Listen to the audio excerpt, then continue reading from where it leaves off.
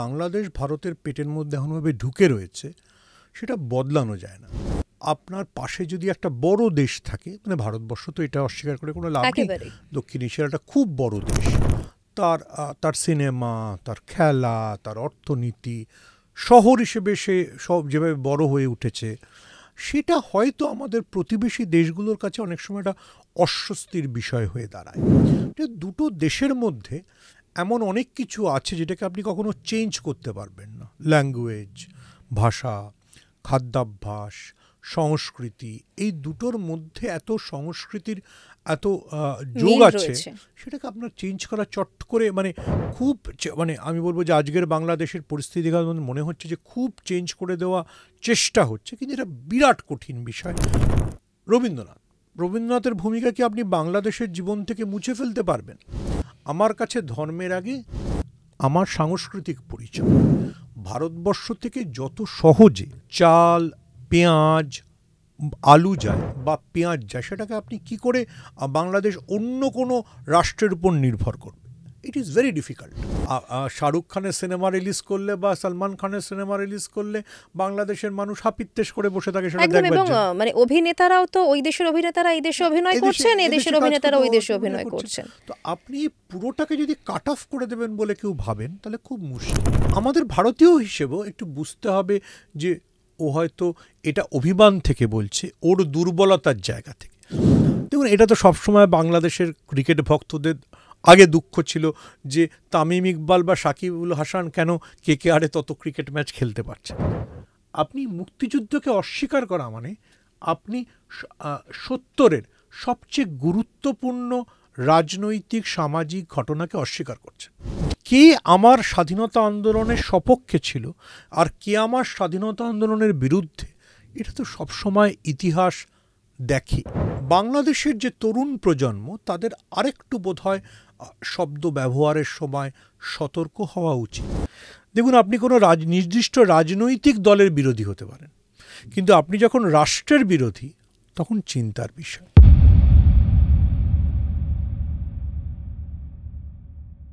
সঙ্গে সঙ্গীতায় আপনাদের সঙ্গে আমি সঙ্গীতা। আজকের এই পডকাস্টে আমাদের সঙ্গে রয়েছেন রাজনৈতিক বিশ্লেষক এবং সাংবাদিক সুমন ভট্টাচার্য। এই পডকাস্টে আমরা আলোচনা করব ভারত বাংলাদেশ সম্পর্ক নিয়ে। কেন তলানিতে এসে পৌঁছচ্ছে এই দুই প্রতিবেশী দেশের সম্পর্ক? কী এর কারণ? কী করেই বা এই সমস্যা থেকে মুক্তি পাওয়া যায়? তারই উত্তর খুঁজব এই পডকাস্টে।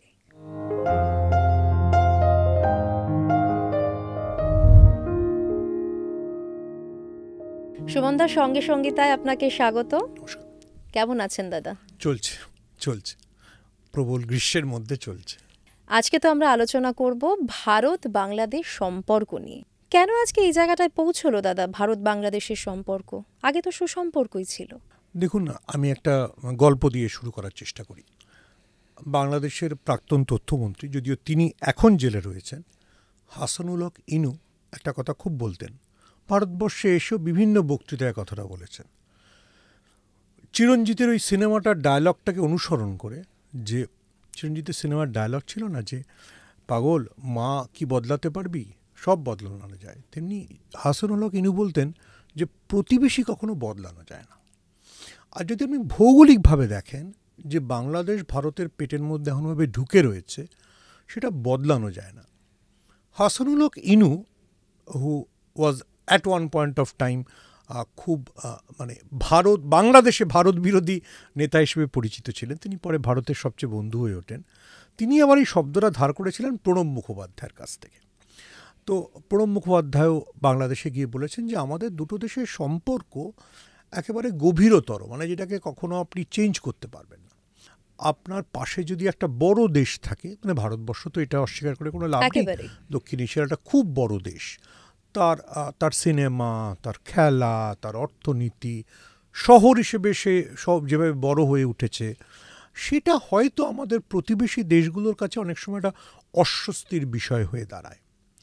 আর আপনি যদি আমাকে রাজনৈতিকতে আমি ঢুকতে চাই না, কিন্তু যদি আপনি আমাকে এটা বলেন, আমি আপনাকে এটুকু শুধু মনে করিয়ে দেব, বাংলাদেশ যখন পূর্ব পাকিস্তান ছিল, অর্থাৎ যে নির্বাচনটায় জেতার জন্য বঙ্গবন্ধু শেখ মুজিবুর রহমান বাংলাদেশ তৈরি করতে পেরেছিলেন, সেই নির্বাচনটাতেও কিন্তু বাংলাদেশে 37% কাছাকাছি মানুষ পাকিস্তানের সপক্ষে ভোট দিয়েছিলেন, বা আপনি বলতে পারেন আজকের প্রেক্ষিতে তারা ভারত বিরোধী অবস্থানে ছিলেন। ফলে আমাদের মনে রাখতে হবে, একটা দেশের জনসংখ্যার মধ্যে একটা সংখ্যা যদি বড় ভারত বিরোধী থাকে, যে কোনো সময় যখন শাসনের টালমাটাল পরিস্থিতিতে যদি তারা ক্ষমতায় এসে যায়, তাহলে সমস্যা হয়। কিন্তু আমি হাসানুল হক ইনু বা প্রণব মুখোপাধ্যায়ের শব্দ, মানে দুই দেশের দুই রাজনীতিকের শব্দ ধার করে আপনাকে বলবো যে দুটো দেশের মধ্যে এমন অনেক কিছু আছে যেটাকে আপনি কখনো চেঞ্জ করতে পারবেন না। ল্যাঙ্গুয়েজ, ভাষা, খাদ্যাভ্যাস, সংস্কৃতি, এই দুটোর মধ্যে এত সংস্কৃতির এত যোগ আছে, সেটাকে আপনার চেঞ্জ করা চট করে মানে খুব মানে আমি বলবো যে আজকের বাংলাদেশের পরিস্থিতি মনে হচ্ছে যে খুব চেঞ্জ করে দেওয়া চেষ্টা হচ্ছে, কিন্তু এটা বিরাট কঠিন বিষয়। মানে আমি যতটুকু পৃথিবীকে ঘোরবার চেষ্টা করেছি, তাতে এটা খুব অসম্ভব কাজ। মানে আপনি ধরুন রবীন্দ্রনাথের ভূমিকা কি আপনি বাংলাদেশের জীবন থেকে মুছে ফেলতে পারবেন? দেখুন, আমরা অনেক সময় ভুল করি যে বাংলাদেশকে আমরা শুধুমাত্র একজন পুরুষের চোখে দৃষ্টিতে দেখি।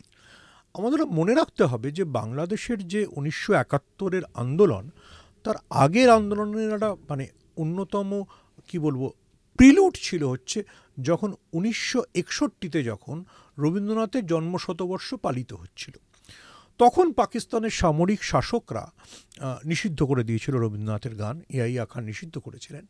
আমাদের মনে রাখতে হবে সেই সময় বাংলাদেশের যে মুসলিম মহিলারা, আমি মুসলিম শব্দটাই ব্যবহার করলাম, পুরুষতন্ত্রকে ভেঙে, সামরিকতন্ত্রকে ভেঙে, সব কিছুকে ভেঙে যে জামদানি শাড়ি আর বড় টিপ পরে বেরিয়ে এলেন, that was a cultural statement যে দেখো, আমার কাছে ধর্মের আগে আমার সাংস্কৃতিক পরিচয়, নারী হিসেবে আমি যা করতে চাই সেটার পরিচয়। তো আপনি কি এটাকে পুরোটাকে চেঞ্জ করে দিতে পারবেন? এটা তো রবীন্দ্রনাথকে ভালোবেসে হয়েছিল, এটা তো রবীন্দ্রনাথের প্রতি আসক্তির কারণে হয়েছিল, এটা তো মহিলাদের একটা স্টেটমেন্ট। আপনি কি সেটাকে পুরোটা চেঞ্জ করে ফেলতে পারবেন? এটা একটা খুব কঠিনতম কাজ বলে আমি মনে করি। এবং আমার মনে হয় যে বাংলাদেশে যা টানাপোড়েন চলছে, কিন্তু দু দেশের যে পারস্পরিক নির্ভরতা রয়েছে, সেই নির্ভরতার জায়গাটাও যেন আমরা ভুলে না যাই। সেটা সাংস্কৃতিক নির্ভরতা, সেটা ভাষাগত নির্ভরতা, অবশ্যই বাণিজ্যের নির্ভরতাও আছে।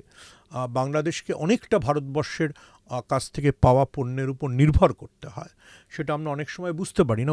মানে আমরা যখন একটা টালমাটাল পরিস্থিতি চলে, আমি সাউথ এশিয়ার মানে দক্ষিণ পূর্ব এশিয়ার অনেক দেশেই দেখেছি, যখন এই ধরনের একটা তথাকথিত ভারত বিরোধিতার টানাপোড়েন চলে, তখন আমরা বুঝতে পারি না যে নিত্যদিনের চাল, গম, পেঁয়াজটাও ভারত থেকেই আসে।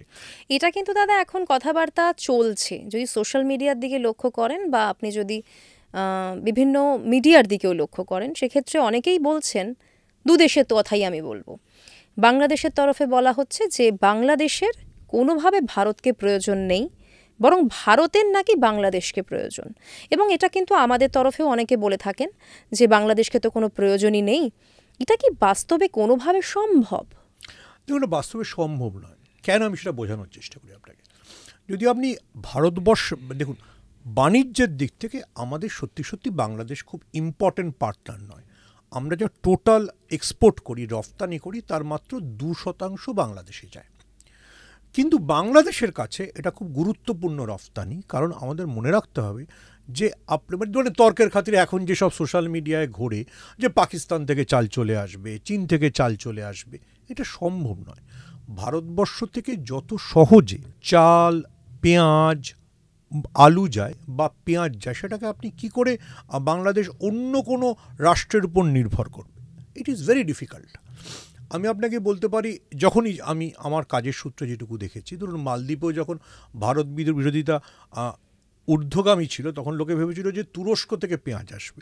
তুরস্ক থেকে পেঁয়াজ জাহাজে করে আনার যা খরচ, আর কোচি থেকে পেঁয়াজ পৌঁছে যাওয়ার মালদ্বীপে যা খরচ, দুটো ডিফারেন্ট। তেমনি বনগাঁ থেকে যশোর পেঁয়াজ পাঠানো যত সহজ, আর ওই পেঁয়াজটা যদি পাকিস্তান থেকে জাহাজে আসে, কঠিন, খরচ বহুগুণ বেড়ে যাবে। এবার যদি আপনি বাংলাদেশের অর্থনীতির একটু আমরা অভ্যন্তরে যাওয়ার চেষ্টা করি, বাংলাদেশের যেটা মূল ব্যবসা, সেটা হচ্ছে গার্মেন্টস এক্সপোর্ট বা রেডিমেড পোশাককে রফতানি করা। সেটাই ইউরোপে পাঠায়, বাংলাদেশের পোশাক শিল্পের উপরই বাংলাদেশ অনেকটা বেঁচে আছে। বাংলাদেশে যে আমরা মহিলাদের স্বনির্ভরতার কথা বলি, সেই মহিলাদের স্বনির্ভরতা অনেকটাই এসছে এই পোশাক শিল্পে যারা যে সমস্ত মহিলা শ্রমিকরা কাজ করেন তাদের জন্য। তো বাংলাদেশ এই যে গার্মেন্টসটা তৈরি করে সেটা কিন্তু মেজরলি তুলোটা কিনতে হয় আমাদের থেকে। এবং এরকম নয়, দেখুন একটা দেশের বাংলাদেশও স্বাধীন হয়ে গেছে অনেক বছর, বাংলাদেশে কখনো চেষ্টা হয়নি যে ভারতের বাইরে এই তুলোটা অন্য জায়গা থেকে আনা হবে। আমি এবারও দেখছিলাম বাংলাদেশের সরকারের একজন বলছেন যে আমরা চীন থেকে তুলো আনব।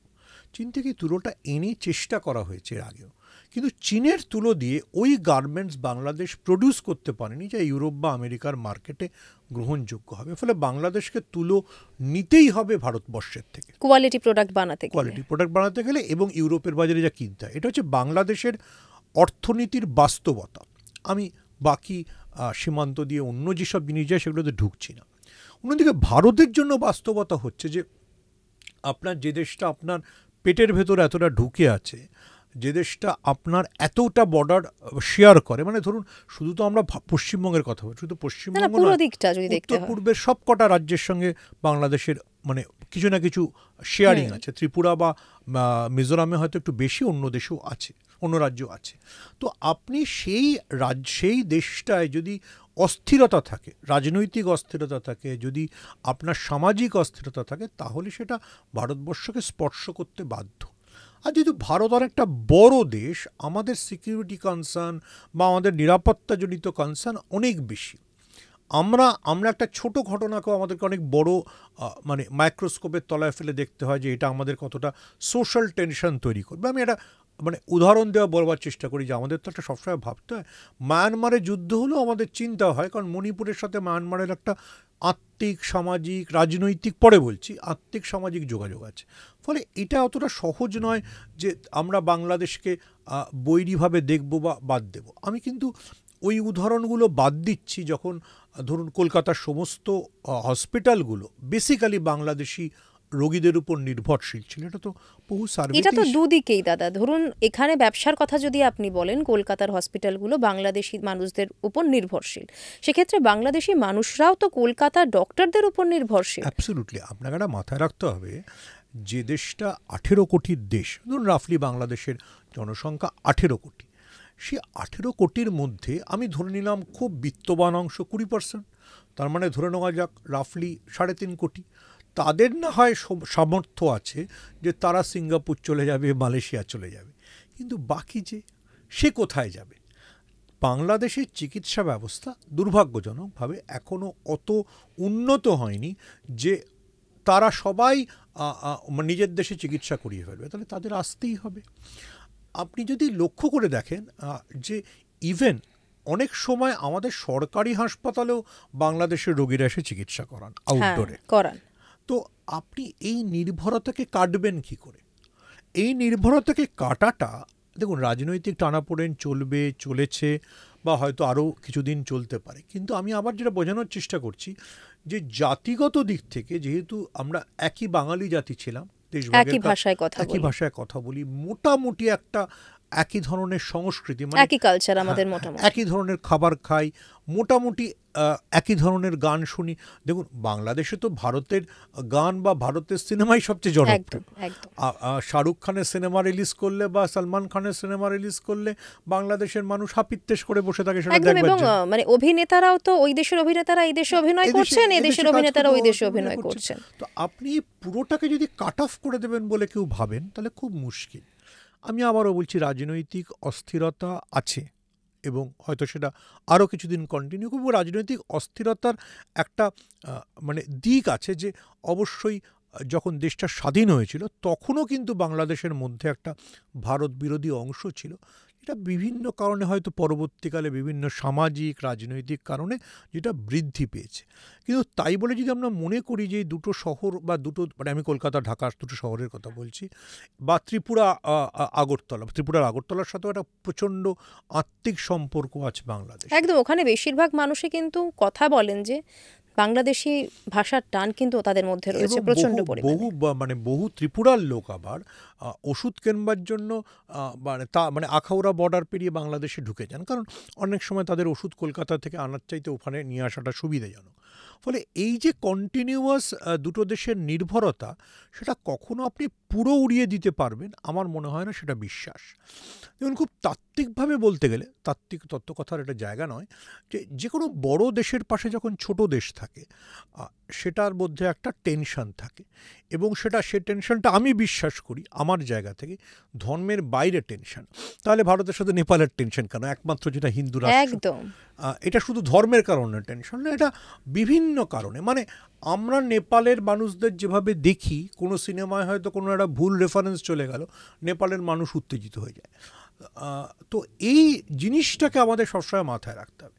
আবার তার একই সঙ্গে এটাও মাথায় রাখতে হবে, আমি আমার স্বল্প কাজের সূত্রে যেটুকু দেখেছি আমার জীবনের অভিজ্ঞতা দিয়ে, নেপাল বলুন, মালদ্বীপ বলুন, ইভেন আফগানিস্তান, আপনি যদি একটা হিন্দি সিনেমার গান বেজে যায় তাহলে আপনি কাউকে আর খুঁজে পাবেন না, তারা সবাই পাগল হয়ে যাবে, সবাই আনন্দে নাচতে শুরু করে দেবে, তখন আর কোনো ভেদাভেদ থাকে না। তো এই যে আমাদের এবার এটাকেও একটা খুবভাবে আমাদের ডিপ্লোমেসির ভাষা অনেক সময় বলা হয় যে আমাদের সফট পাওয়ার, কালচার আমাদের সফট পাওয়ার। আমি বলি কালচারের মধ্যে মানে Bollywood is such a great power, মানে আপনি হিন্দি সিনেমার যে মাধ্যাকর্ষণী শক্তি, সেটাকে আপনি কীভাবে উপেক্ষা করবেন? আচ্ছা, আর একটা খুব সফট পাওয়ার আপনার রেজ করেছে, সেটা হচ্ছে ক্রিকেট। আপনি ক্রিকেট নিয়ে যেমন বৈরিতা আছে, তেমনি ভারতীয় ক্রিকেটাররা সবাই তো এই উপমহাদেশের এক একজন তারকা। আমি শ্রীলঙ্কায় খুব খারাপ সময় দেখেছি, খুব খারাপ সময়, যেমন শ্রীলঙ্কায় টেনশন ইজ ভেরি হাই, তখনও দেখেছি যে মানে ক্রিকেট ম্যাচ শুরু হলে বা আইপিএল শুরু হলে প্রত্যেকটা রেস্টুরেন্টে আইপিএল চলবে। তো আপনি এইটাকে কাটবেন কি করে? বাংলাদেশ তার কোনো ব্যতিক্রম। কিন্তু কোথাও দাদা আপনি যখন ক্রিকেটের কথা তুলছেনই, সেখানে তো একটা প্রসঙ্গ আসবেই। এই যে ধরুন এখন সোশ্যাল মিডিয়ায় যখনই কোনো খেলা থাকছে, ধরুন যেখানে আমি একদম নাম করেই বলছি, ধরুন ইন্ডিয়া পাকিস্তান কোনো ম্যাচ রয়েছে, সেখানে তো একটা জঘন্য পরিস্থিতি সৃষ্টি হচ্ছে সোশ্যাল মিডিয়ায় ভারত এবং বাংলাদেশের মানুষদের মধ্যে, তরুণদের মধ্যে বিশেষ করে, একে অপরকে গালাগালি, কুৎসা, যা খুশি বলা।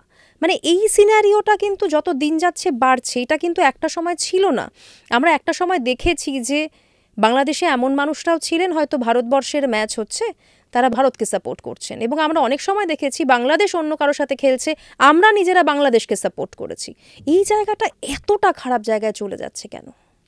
দেখুন, ওই যে বললাম, একটা সবসময় আমি আগে একটা জিনিস বলি, যেটা আপনি বললেন প্রথমে, সেটা ঐতিহাসিক একটা গুরুত্ব আছে। বাংলাদেশ যেই টেস্ট খেলতে পেরেছে, বা বাংলাদেশ যে এই যে ক্রিকেটের মানচিত্রে মানে প্রথম 12টা দেশের মধ্যে উঠে এসছে, তার জন্য কিন্তু ভারতীয় ক্রিকেট কর্তাদের একটা ভূমিকা আছে। একসময় বাংলাদেশে খুব সিরিয়াসলি জগমোহন ডালমিয়াকে শ্রদ্ধা জানানো হতো, বা even Sourav Ganguly was a national hero in Bangladesh. কিন্তু যেটা আমি বললাম, যে আপনার যখন সম্পর্কের বৈরিতা আসে, যখন আপনি মনে করেন যে এ আমার উপর দাদাগিরি করছে, তখন আপনি মনে করেন যে ভারতকে যে হারাতে পারছে আমি তাকে সমর্থন করব। তো ভারতকে হারানো ক্রিকেটে নিয়ারেস্ট যব ভারত পাকিস্তান ম্যাচ ঘিরে যেহেতু উত্তেজনা থাকে, তাহলে পাকিস্তান হারাতে পারলে আমি পাকিস্তানকে সাপোর্ট করব। এটা দুঃখজনক। এটা আমি বলছি যে এই যে টেন্ডেন্সিটা, সেটাই কিন্তু আজকের ভারত বাংলাদেশ সম্পর্কের মূল অস্থিরতার কারণ। অর্থাৎ যে তরুণ প্রজন্ম এটাকে মনে করছে, তারা ভুলে যাচ্ছে যে 1971 যুদ্ধের সময় কি হয়েছিল। কতজন বাংলাদেশের নাগরিককে, সে সময় বাংলাদেশ হয়নি, পূর্ব পাকিস্তানের নাগরিককে ভারতবর্ষ আশ্রয় দিয়েছিল, ভারতবর্ষ যুদ্ধ করেছিল, বাংলাদেশের মহিলাদের উপর যখন নির্যাতন নেমে এসেছিল, কতজনকে ভারতবর্ষের বিভিন্ন উদ্বাস্তু ক্যাম্পে রাখা হয়েছিল। এবং আবার আমি একটা জিনিস আপনাকে মনে করাবো, মানে যদি বাংলাদেশের মানুষ এটা মনে রাখেন, ভারতবর্ষে কিন্তু সেটা রাজনীতি, ধর্ম, সমাজ সব কিছুকে ভুলে গিয়ে সবাই করেছিল। মানে সবাই, মানে আমি এমন পরিবারের কথা জানি, ঘটনাচক্রে তিনি একটা রাজ্যের পরে মুখ্যমন্ত্রী হয়েছিলেন, যিনি ক্রিশ্চিয়ান ছিলেন, কিন্তু তার গোটা পরিবার মুক্তিযুদ্ধের পাশে দাঁড়িয়েছিলেন। তো এটা শুধু ধর্ম, বর্ণ, আবার আমি বলছি অধ্যাপকরা নেমেছিলেন, রাস্তায় শ্রমিকরা নেমেছেন, সবাই বাংলাদেশের সপক্ষে কথা বলেছেন। তো এই ইতিহাসটাও একটা সামগ্রিক টানাপোড়েনের মধ্যে দিয়ে যদি বাংলাদেশের মানুষ ভুলে যান, তাহলে সেটা দুঃখজনক হবে। তাহলে দাদা একটু মনে করানো উচিত সেই ইতিহাসটা হয়তো কোনোভাবে। দেখুন, এটাই তো বাংলাদেশের সামাজিক সংকট, যে যারা সেটা মনে করাতে চায় মুক্তিযুদ্ধকে, তাদের দেখে দেওয়া হয় যে তারা ভারতপন্থী, আর যারা এটা মনে রাখতে চায় না তাদেরকে আমরা দেখে দিই যে তারা অন্য রাষ্ট্রকে দিকে ঝুঁকে রয়েছে। কিন্তু আসল সত্যিটার দিকে আমরা একটু নজর দেব। অবশ্যই আপনি তো এটা ভুলতে পারবেন না যে বাংলাদেশের সব মহিলার মনে রাখা উচিত যে ৭১-এ কী হয়েছিল, ৭১-এর যুদ্ধের সময় কি হয়েছিল, কতটা অত্যাচার বাংলাদেশের মহিলাদের উপর নেমে এসেছিল, বাংলাদেশের কত মানুষকে ধর্ম বর্ণ নির্বিশেষে হত্যা করা হয়েছিল, সেটা আপনি কি করে ভুলবেন? ভাষা মানে শুধুমাত্র বাংলায় কথা বলছেন বলে তাদের শাস্তি পেতে হয়েছে। আমরা যদি অপারেশন সার্চলাইটের কথাই মনে করি দাদা, হয়তো আজকের প্রজন্ম সেটা ভুলে গেছে, একটু যদি তখনকার কথাটা আপনি শেয়ার করেন আমাদের সঙ্গে। দেখুন, আমি একটা উদাহরণ দিই। আপনি যেহেতু অপারেশন সার্চলাইটের কথা বললেন, একজন খুব বাংলাদেশের পরিচিত বুদ্ধিজীবী, তার এবছর জন্ম ১০০ চলছে, মুনির চৌধুরী। মুনির চৌধুরীর ছেলেরা লিখেছেন, মুনির চৌধুরীর ভাইরা লিখেছেন। ইনসিডেন্টালি আমি বলছি, মুনির চৌধুরীর ২ ভাই কিন্তু পাকিস্তান আর্মিতে চাকরি করতেন। একটা ৭০-এর একটা দিনের কথা মুনির চৌধুরীর ভাইরা লিখেছেন। মুনির চৌধুরীদের বিরাট বড় মুনির চৌধুরী কিন্তু কট্টর বামপন্থী ছিলেন, ঢাকা বিশ্ববিদ্যালয়ে অধ্যাপনা করেছেন। মুনির চৌধুরীর একটা সকালবেলা তাকে এসে কারা যেন তুলে নিয়ে চলে গেল। তো আপনি সেদিনটা ভুলে যাবেন? যদি আপনি ভুলে যান, তাহলে আপনি আপনার জাতির সবচেয়ে স্মরণীয় মানুষগুলোকে ভুলে যাচ্ছেন। আমি আমার এক বন্ধুকে জানি, যিনি ঘটনাচক্রে এখানকার এক বিশ্ববিদ্যালয়ের অধ্যাপক। আপনি যে দিনটার কথা বললেন, বা আপনি যেটা মনে করিয়ে দিতে চাইছেন, ১৬ই ডিসেম্বর বাংলাদেশ স্বাধীন হয়েছিল, তার ঠিক ৩ দিন আগে বাংলাদেশের শহীদ বুদ্ধিজীবী হত্যা দিবস, ১৩ই ডিসেম্বর।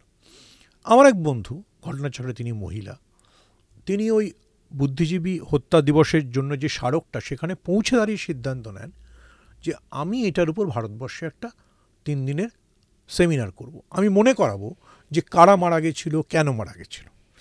আপনি যে কথাটা বললেন, শুধুমাত্র বাংলা বলার জন্য আপনি যদি সেই ইতিহাসটাকে আজকে ভুলে যান, তাহলে কোনোভাবে আপনি, আবার আমি বলছি, কোনো জাতির ইতিহাসটাকে ভুলে যাচ্ছে। প্রত্যেক জাতির একটা ইতিহাস থাকে, সেই ইতিহাসটা তার সাংস্কৃতিক আন্দোলনের মধ্যে দিয়ে, তো সাংস্কৃতিক পরিচয়টা মূল। দেখুন, বাংলাদেশের নববর্ষ উৎসবটা কিন্তু বিরাট উৎসব। বাংলাদেশের থেকে আমরা শিখেছি মঙ্গল শোভাযাত্রা। এই যে ধর্ম বর্ণ নির্বিশেষে আপনি এই যে মানুষের একসাথে পার্টিসিপেশন, সেটা তো বাংলাদেশ আমাদের দেখিয়েছিল। তো সেটা যদি আজকের বাংলাদেশ ভুলে যাওয়ার চেষ্টা করে, সেটা অবশ্যই ভারতীয় হিসেবে আমাদের মনে করিয়ে দেওয়াটা দায়িত্ব। আবার আমি বলছি যে দেশভাগের একটা দগদগে ক্ষত ছিল, যে ক্ষতটা যে কোনো কারণেই হোক হয়েছিল, এবং জিন্নার দ্বিজাতি তত্ত্ব জিতে গিয়েছিল বলে আমরা সবাই, আবার আমি বলছি ভারতীয়রা সবাই দুঃখ পেয়েছিলাম। সেই দুঃখে মৌলানা আবুল কালাম আজাদও ছিলেন, মহাত্মা গান্ধীও ছিলেন। যখন মুজিবর সেই কোর্সটা কারেকশন করলেন 71-এ, আমরা বুঝলাম যে না, ধর্ম না, ভাষা সংস্কৃতি এটাই গুরুত্বপূর্ণ। সেই ভাষা সংস্কৃতির জায়গায় আবার যদি ধার্মিক পরিচয় গুরুত্বপূর্ণ হয়, তাহলে সব দুর্ভাগ্যজনক। একই সঙ্গে আপনি যেটা বলছেন যে ভারতবর্ষের, আপনি যে সোশ্যাল মিডিয়াটায় বলছেন, আমি এটা বিশ্বাস করি, এটা হয়তো প্র্যাকটিস করা কঠিন। ভারতবর্ষের যারা তরুণ প্রজন্ম, তাদেরও মনে রাখতে হবে যে আমি বিগ ব্রাদার, বড় ভাইয়ের কিছু জিনিস ক্ষমা করে দিতে হয়। এটা তো সত্যি যে মানে বাংলাদেশের ভারতের ম্যাচ হলেই ও বাউন্ডারির বাইরে গিয়ে ক্যাচ ধরেছে কিনা, ও LBW ছিল কিনা, এইসব নিয়ে তর্ক শুরু হয়ে যায়। দেখুন, এটা না মানে এগুলো আমাদের ছোটোবেলার অভ্যাস। এখানে আপনি বড় ভাই হিসেবে কতটা ক্ষমা করে দিতে পারবেন, সেটার উপর ডিপেন্ড করছে। আমাদের এখনও মনে রাখতে হবে যে Bangladesh still is a very economically nascent economy, it's not India. আমেরিকার রাজস্ব নীতিও ভারতবর্ষ জুঝে নিতে পারে, ভারতবর্ষের অর্থনীতি এতটা বড়। বাংলাদেশ এখন আমি বাংলাদেশের প্রতি পূর্ণ সম্মান, বাংলাদেশের জিডিপির মানে নারীর উন্নয়ন বা ব্যক্তির উন্নয়ন হয়তো খুব ভালো হয়েছে, কিন্তু ওভারঅল যে অর্থনীতি, সেটা তো এখনও খুব স্ট্রং না। সেটা বেসিক্যালি রফতানির উপর নির্ভর করে, অনেক কিছুর উপর নির্ভর করে। তো ভারতবর্ষের মতো এটা 140 কোটির বাজার নয়। তো আমাদের ভারতীয় হিসেবেও একটু বুঝতে হবে যে ও হয়তো এটা অভিমান থেকে বলছে, ওর দুর্বলতার জায়গা থেকে। দেখুন, আপনি যদি মানে যারা আমেরিকায় অনেক দিন থাকেন তারা জানেন যে আপনি যেই মানে ক্যালিফোর্নিয়ায় সান দিয়েগো পেরিয়ে মেক্সিকোয় ঢুকে গেলেন, আপনাকে কনস্ট্যান্ট একটা মানে কি বলবো, কটাক্ষ সহ্য করতে, ওই আর আমেরিকান। তো আপনি যেই ভারতবর্ষ পেরিয়ে নেপালে ঢুকলেন কিংবা বাংলাদেশে ঢুকলেন, ওই আর ইন্ডিয়ান, আপ লোক ইন্ডিয়ান হো। এটা তো আপনাকে শুনতে হয়। বড় দেশ হওয়ার কিছু সমস্যা আছে, সেটাকে আপনি কতটা হজম করতে পারলেন, হজম করে তার অভিমান, তার কটাক্ষকে আপনি কতটা নিতে পারলেন, তাহলে আপনার জন্য সম্পর্কটা স্বাভাবিক করতে সাহায্য হয়। দেখুন, এটা তো সবসময় বাংলাদেশের ক্রিকেট ভক্তদের আগে দুঃখ ছিল যে তামিম ইকবাল বা সাকিবুল হাসান কেন কেকেআরে তত ক্রিকেট ম্যাচ খেলতে পারছে না। মানে তাদের আবেগ থেকে তারা বুঝতে পারে না হয়তো যে কেকেআরের যে লাইন আপ, সেই লাইন আপে তামিম ইকবাল কেন অনেক সময় মানে আজকের সুপারস্টার রিঙ্কু সিংও বাইরে চলে যেতে পারে, কে চান্স পাবে জানা যায় না। মানে ক্রিকেটের যে পরিভাষা, কিন্তু তার যে আবেগ, সেই আবেগটাকেও আপনার মাথায় রাখতে হবে যে তামিম বা সাকিবুল হাসান তাদের জন্য একটা জাতীয় হিরো, শুধু না জাতীয় আবেগ, তাকে আপনি কতটা সুযোগ দিচ্ছেন সেটা আপনাকে ভাবতে হয় সবসময়। সুমনদা, আমরা মুক্তিযুদ্ধ নিয়ে কথা বলছি, তাহলে আমরা যদি একদম শুরু থেকে শুরু করি, কেন এই মুক্তিযুদ্ধের সিচুয়েশন এলো, কিভাবে আমাদের দেশের তরফে ভারত থেকে বাংলাদেশকে সাপোর্ট করা, দু দেশের মধ্যে সম্পর্ক, সবটা যদি একদম শুরু থেকে একটু শুরু করতে পারি, গল্পের আকারে যদি আমরা একটু আমাদের দর্শকদের বোঝাতে পারি সে সময় ঠিক কী ঘটেছিল। দেখুন, দেশভাগের পর যখন পূর্ব পাকিস্তান তৈরি হলো, যেখানে তো একটা ধারণা ছিল যে সেটা একটা মুসলিমদের জন্য রাষ্ট্র তৈরি হয়েছে, ফলে সেখানে সমানাধিকার সবাই পাবে। কিন্তু আপনি যদি ঐতিহাসিকভাবে ধরতে হয়, যেখান থেকে মুজিবুরের উত্থান, যেদিন জিন্না এলেন এবং ঢাকা বিশ্ববিদ্যালয়ে দাঁড়িয়ে উনি বললেন যে পাকিস্তানের রাষ্ট্রভাষা উর্দু হবে, সেদিন কিন্তু মুজিব প্রতিবাদ করে বেরিয়ে এসেছিলেন, বলেছিলেন বাংলা ভাষার সমান স্বীকৃতি চাই। এবং আরও একজনের কথা বলতে হবে, যিনি ওই পাকিস্তানের সংসদে দাঁড়িয়ে, ন্যাশনাল অ্যাসেম্বলি অ্যাকচুয়ালি দাঁড়িয়ে, যিনি বাংলা ভাষার অধিকারের কথা বললেন, তার নাম ধীরেন দত্ত। ঘটনাচক্রে তিনি ঋত্বিক ঘটকদের আত্মীয়। ফলে আমি বোঝাতে চাইছি যে এই যে বাংলা ভাষার স্বীকৃতি, সেটা কিন্তু ওই গত শতকের 5-এর দশক থেকেই পূর্ব পাকিস্তানে মাথাচাড়া দিচ্ছিল। এবং তারপরে যখন মুজিবরা বা বাংলাদেশের অন্য নেতারাও যখন বুঝতে পারলেন যে এই যে পূর্ব পাকিস্তান নামে যে ভূখণ্ড, সেটা এতটা উর্বরা, সেখানে পাট চাষ এত ভালো, ধান চাষ এত ভালো, কিন্তু তার সমস্ত সম্পদ পশ্চিম পাকিস্তানের কাছে চলে যাচ্ছে এবং পশ্চিম পাকিস্তান একটা সামরিক শাসনের মধ্যে দিয়ে যাচ্ছে। পাকিস্তান আমরা জানি সামরিক শাসনের মধ্যে। তখন তারা নিজেদের অধিকার আদায়ের দাবিতে মানে নামলেন। আপনি যদি 67 দফা দাবির কথা ভাবেন, মুজিব কিন্তু তখনই ভাবছেন যে আলাদা রাষ্ট্রের দরকার। প্রায় একটা ন্যারেটিভ তৈরি করার চেষ্টা করা হয় যেন ভারত পাকিস্তানকে কেটে ভাগ করেছে। না, পূর্ব পাকিস্তানের মানুষের আকুতি ছিল যে তারা পাকিস্তানের, মানে আমি বলছি রাওয়ালপিন্ডি, করাচি শোষণের হাত থেকে মুক্তি পাবে। এবং যখন মুজিব এই ডাকটা দিলেন, তখন তো ভারতবর্ষ তার পাশে পূর্ণোদ্যমে দাঁড়ালো। ইন্দিরা গান্ধী দাঁড়ালেন, ভারতবর্ষের সেনাবাহিনী দাঁড়ালো। আমি আরেকটা কথাও বারবার বলবো, ভারতবর্ষের সাধারণ মানুষ দাঁড়ালেন, অধ্যাপকরা টাকা তুললেন, কলকাতা বিশ্ববিদ্যালয়ের অধ্যাপকরা দল ও মত নির্বিশেষে টাকা তুললেন।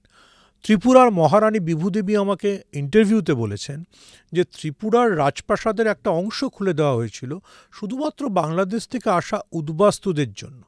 মনে রাখতে হবে, ত্রিপুরার মহারানী কিন্তু নিজে বাঙালি নন, তিনি একটা উত্তরপ্রদেশের একটা রাজপরিবার থেকে এসেছিলেন। কিন্তু মহারানী বিভূদেবীর কাছে যেহেতু তাদের পরিবার বাঙালি সংস্কৃতির সাথে তারা যুক্ত ছিলেন, বাংলাদেশের মুক্তি আন্দোলন একটা বড় বিষয়। তো আমরা ঐতিহাসিকভাবে যদি এই সত্যটাকে অস্বীকার করি এবং একই সঙ্গে পূর্ব বাংলাদেশের, মানে পূর্ব পাকিস্তানে যেটা পরে বাংলাদেশ হচ্ছে, সেই পূর্ব পাকিস্তানের মানুষের আকুতিকে দমন করার জন্য সেই সময় পাকিস্তান যে অত্যাচার চালিয়েছিল, যে জঘন্য মানে মানুষের উপর নির্মম নির্যাতন নেমে এসেছিল, বিশেষ করে মহিলাদের উপর। দেখুন, মহিলারা তো যুদ্ধে সফট টার্গেট হয়, সেটার কথা কী করে আপনি ভুলবেন? এবং এটাও ভুলে গেলে চলবে না যে বঙ্গবন্ধু মুজিবুরের সে বিখ্যাত কথা, দেখুন বাংলাদেশের যুদ্ধে যারা ধর্ষিতা হয়েছিলেন তাদেরকে বঙ্গবন্ধুই বললেন বীরাঙ্গনা নাম দিলেন। এই বীরাঙ্গনা নাম যখন দেওয়া হলো, যখন একটা সভায় বলা হলো যে তাদের ঠিকানা কী হবে, সবাই, অনেকে পরিবার থেকে ছেড়ে এসছে। বঙ্গবন্ধু বললেন যে তাদের ঠিকানা হবে ৩২ নম্বর ধানমন্ডি। নিজের ঠিকানাটাকে তিনি প্রত্যেক ধর্ষিতা বাংলাদেশি রমণীর ঠিকানা করে তুললেন। এই ইতিহাসটা আমাদের ভুলে গেলে হবে না। এবং আবারও আমি বলছি, মানেকশর যুদ্ধ, আমি আমার যুদ্ধের সাথে একটা সম্পৃক্ততা আছে, আমি যুদ্ধ সাংবাদিকতা অনেকদিন করেছি। আপনি যদি মাথায় রাখেন ১৬ই ডিসেম্বর ঢাকার ফল হয়েছিল, ১৪ই ডিসেম্বর অবধি জেনারেল নিয়াজি, যিনি সেই সময় পাকিস্তান বাহিনীর সর্বাধিনায়ক ছিলেন অর্থাৎ পূর্ব পাকিস্তানে, তিনি প্রেস কনফারেন্স করে বলছিলেন যে হয়তো যাবো কাল সকালে ফোর্ট উইলিয়ামটা দখল করে গ্র্যান্ডে বসে চা খাবো, প্রেস কনফারেন্স হবে। দ্য মোমেন্ট ঢাকার ফল হলো, সেই জেনারেল নিয়াজিকে অসহায়ভাবে আত্মসমর্পণ করতে হলো। খুব দ্রুত আত্মসমর্পণ করেছিলেন তিনি। মানে চেয়ার খুঁজে পাওয়া যাচ্ছিল না আত্মসমর্পণে ওটা লেখার জন্য। তো পাশেই, আপনি যারা রমনার ওই মাঠটা দেখেছেন, পাশেই ঢাকা ক্লাব থেকে দুটো চেয়ার নিয়ে আসা হয়েছিল। সেই চেয়ারে বসে, সময় ছিল না বলে, কারণ ওদের ভয় ছিল যে, পাকিস্তানি সেনাবাহিনীর ভয় ছিল যে যদি ইন্ডিয়ার কাছে, এটা একটা মিথ্যে ঘটনা, আর যে ইন্ডিয়ার কাছে আত্মসমর্পণ না করে দ্রুত, তাহলে বাংলাদেশের যে মুক্তিযোদ্ধারা তারা আরও ফেরোসাসলি আক্রমণ করবে। ফলে মানে ওই তাড়াটা করা যায়নি বলে মেজর ওসমানীকে আনা যায়নি। জগজিৎ সিং অরোরার কাছেই আত্মসমর্পণ করেন নিয়াজি। ভারতবর্ষের অনেক ভারতবর্ষের সেনাপ্রধান মানেকশা কিন্তু এই ঘটনার সময় ছিলেন না। এই যে সময় বা এই যে ইতিহাস, এটাকে আপনি অস্বীকার কী করবেন? রাফলি বলা হয় যে ১ কোটি উদ্বাস্তুকে আমরা আশ্রয় দিয়েছিলাম। ১৯৭০-এর দিকে যদি আপনি দেখেন, তখন কিন্তু ভারতবর্ষ খুব বিরাট অর্থনীতি নন না, ভারতবর্ষের বয়স মাত্র তখন ২৩ বছর। ভারতবর্ষ স্বাধীন হয়েছে ২৩ বছর। পশ্চিমবাংলার মতো একটা রাজ্য, সেই রাজ্যে ১ কোটি উদ্বাস্তু থাকা খুব সহজ বিষয় ছিল না। কিন্তু ভারতবাসীরা, পশ্চিমবঙ্গবাসীরা, তারা কিন্তু খুব সাদরে তাদের গ্রহণ করেছিলেন, হৃদয় দিয়ে গ্রহণ করেছিলেন একেবারে। মানে আজ কোনো ভেদাভেদ কিন্তু নেই, আজ আপনি বুঝতে পারবেন না, হৃদয় দিয়ে তাদের গ্রহণ করেছিলেন। এবং এই যারা মানে উদ্বাস্তু হয়ে এসেছিলেন বা যারা শরণার্থী হিসেবে আশ্রয় নিয়েছিলেন, তারা তো সবাই এক ধর্মের ছিলেন তা নয়। তো আবার আমি বলছি, ধর্ম বর্ণ ভুলে গিয়ে বাংলা, মানে পশ্চিমবঙ্গ, বাংলাদেশের শরণার্থীদের আশ্রয় দিয়েছিল, ত্রিপুরা দিয়েছিল, মেঘালয় দিয়েছিল। হ্যাঁ, চাকমা সম্প্রদায় যারা রয়েছেন।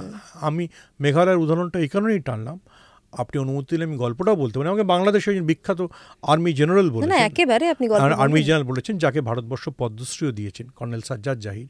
তিনি যখন ভারতে কারা হেল্প করেছে এই বিষয়ে গবেষণা করতে এসেছিলেন, তৎকালীন মেঘালয়ের মুখ্যমন্ত্রী মুকুল সাংমার সাথে তিনি দেখা করতে গেছিলেন। মুকুল সাংমা যে খ্রিস্টান, এমনিতে খুব আধুনিক যুবক, গিটার বাজিয়ে গান। মুকুল সাংমাকে উনি অনেকদিন অনেকক্ষণ ধরে বলছেন যে আমি একজন ভদ্রমহিলাকে খুঁজছি, যিনি বিয়ে করেছিলেন খ্রিস্টানকে, কিন্তু তিনি ছিলেন একজন মুসলিম, তিনি এখানে প্রচুর মেঘালয়তে কাজ করেছেন। তো মুকুল সাংমা অনেকক্ষণ ধরে শোনার পরে তাকে ঘরের ভেতর নিয়ে গিয়ে বলেছে যে আপনি কি এই মহিলাকে খুঁজছেন? বলি আপনি কে চিনেন? ইনি আমার মা। ওনার মা মানে পুরো মুক্তিযুদ্ধের সময়টায় এই লোকের কাজ করেছেন এবং মানে ক্যাম্প চালিয়েছেন, রিফিউজি ক্যাম্প চালিয়েছেন, আশ্রয় শিবির খুলেছেন, হেলথ ক্যাম্প চালিয়েছেন, এই সব কিছু করেছেন। তো এরকম অসংখ্য আপনি না জানা গল্প পাবেন। আমরা কি করে ভুলে যাব যে আমরা যেমন আজকে মাইকের সামনে বসে কথা বলছি, দেবদুলাল বন্দ্যোপাধ্যায় এবং প্রণবেশ সেনরা আকাশবাণী থেকে যে লাগাতার বাংলাদেশের সপক্ষে কথা বলে গেছেন, তার আপনি ভুলতে পারবেন না। মানে বলা হতো যে দ্বিতীয় বিশ্বযুদ্ধের পর এত বড় রেডিও, মানে যাকে বলে রেডিও অপারেশন, কোনোদিন হয়নি। তো ভারতবর্ষ তো বাংলাদেশের ওই যে বললাম যে ইতিহাসের সঙ্গে, জন্মের সঙ্গে একদম অঙ্গাঙ্গিভাবে জড়িয়ে আছেন। মহিলাদের সব সাপোর্ট দেওয়া, হেলথ ক্যাম্প চালানো, ডালপাড়, এভরিথিং। দাদা, কিছু ঘটনা আপনার কাছ থেকে জানতে চাইবো, এরকম যেরকম আপনি বলছেন।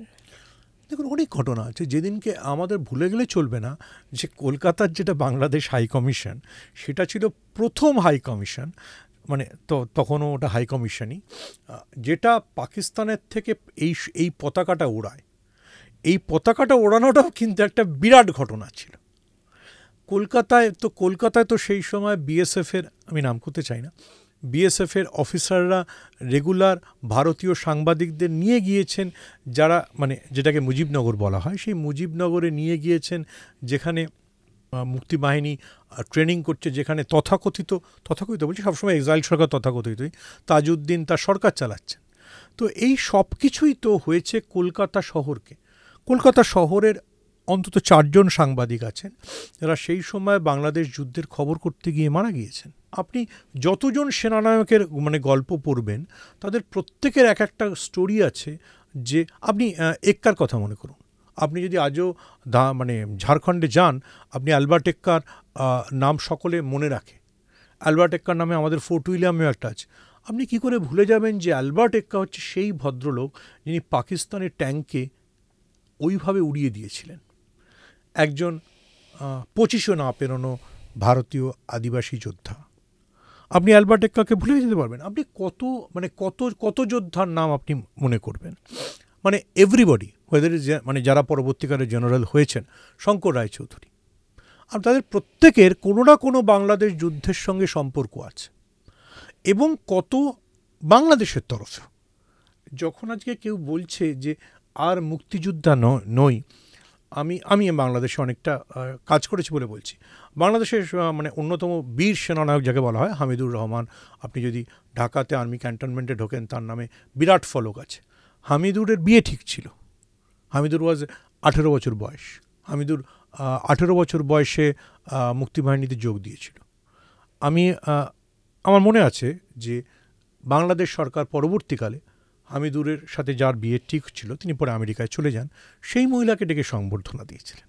তো আপনি যখন মুক্তিবাহিনীকে অস্বীকার করছেন, তখন সেই মহিলার আত্মত্যাগ, যিনি ওই সময় তার কিশোর একজন বাগদত্ত, তার সবকে বহন করেছেন। আপনি অ্যালবার্ট এক্কাকে অস্বীকার করছেন, যে আদিবাসী রমণী আজও যখন ফোর্ট উইলিয়ামে আসেন তিনি কেঁদে ফেলেন। আপনি তার ইতিহাসকে অস্বীকার করছেন। আপনি মুক্তিযুদ্ধকে অস্বীকার করা আপনি 70-এর সবচেয়ে গুরুত্বপূর্ণ রাজনৈতিক সামাজিক ঘটনাকে অস্বীকার করছেন। দেখুন, আমি বৃহত্তর রাজনীতিতে ঢুকতে চাই না, কিন্তু ওয়ান লাইনারে আপনাকে একটা জিনিস বলতে চাই, যেটা পরবর্তীকালে হেনরি কিসিঞ্জার থেকে শুরু করে বহুজন লিখেছেন। যদি ইন্দিরা গান্ধী ওইভাবে পাকিস্তানকে হারিয়ে যুদ্ধ না জিততেন এবং আমেরিকার মুখ না পুড়ত, তাহলে আমেরিকা 75-এ ভিয়েতনাম থেকে নিজেকে গোটাতো না। 71-এর ফেলিওর ওয়াশিংটনকে এতটা নাড়া দিয়েছিল, হেনরি কিসিঞ্জার তার বইতে লিখেছেন, যে আমাদের কাছে আর উপায় ছিল না যে দক্ষিণ এশিয়ায় এক্সপেরিমেন্ট করব এবং ভারতের সঙ্গে টক্কর নেব। এটা আমাদের জন্য রিস্কি হয়ে যাচ্ছিল। আমরা ভুলে যাই যে আপনি যখন এখনও ভিয়েতনাম যান, ভিয়েতনামের যে ওয়ার মিউজিয়ামে, তাতে শুধু একটা দেওয়াল আছে কলকাতার জন্য। কলকাতায় কত ভিয়েতনামের স্মরণে মিছিল হয়েছিল। আবার আমি বলছি, পলিটিক্যাল পার্টি নির্বিশেষে, ডান বাম সবাই মিছিল করেছে, সেটা আমরা ভুলে যাই। তো বাংলাদেশও তেমনি। বাংলাদেশ ভারতবর্ষের কাছে বা গত শতকের যে কটা ইম্পর্ট্যান্ট মাইল ফলক যদি ধরেন, আমি বৃহত্তর রাজনীতিতে ঢুকতে চাই না, কিন্তু আপনি যদি ডিসব্যান্ডিং অফ দ্য সোভিয়েত ইউনিয়নকে ধরেন, এছাড়া সবচেয়ে মাইল ফলক হচ্ছে 71-এ পাকিস্তান ভাগ হয়ে যাওয়া এবং একটা নতুন রাষ্ট্র তৈরি হচ্ছে, যেটা শুধু জাতির কথা বলছে, ভাষার কথা বলছে, ভাষার ভিত্তিতে একটা দেশ তৈরি হচ্ছে।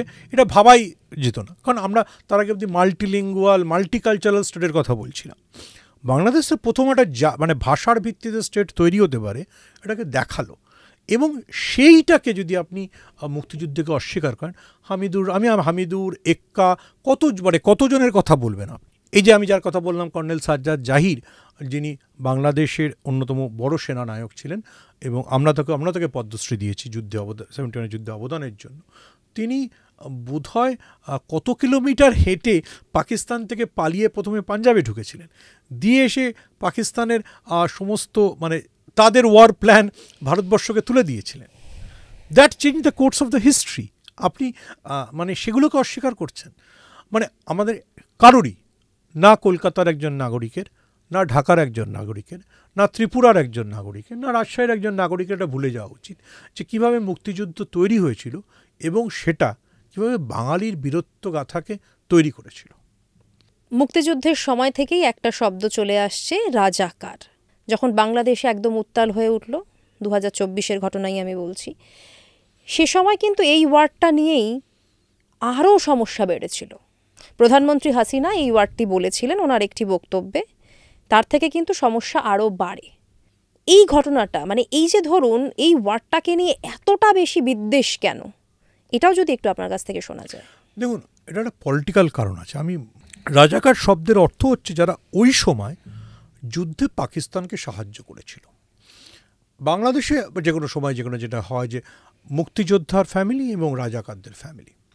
তো এই যে মুক্তিযোদ্ধাদের পরিবারদের জন্য যেহেতু সংরক্ষণ ছিল চাকরিতে, তার বিরুদ্ধে আন্দোলন, সেহেতু তাহলে কি বাকি যারা মুক্তিযোদ্ধার পরিবারের না তারা সবাই রাজাকার, এইটা নিয়ে বিতর্ক শুরু হয়।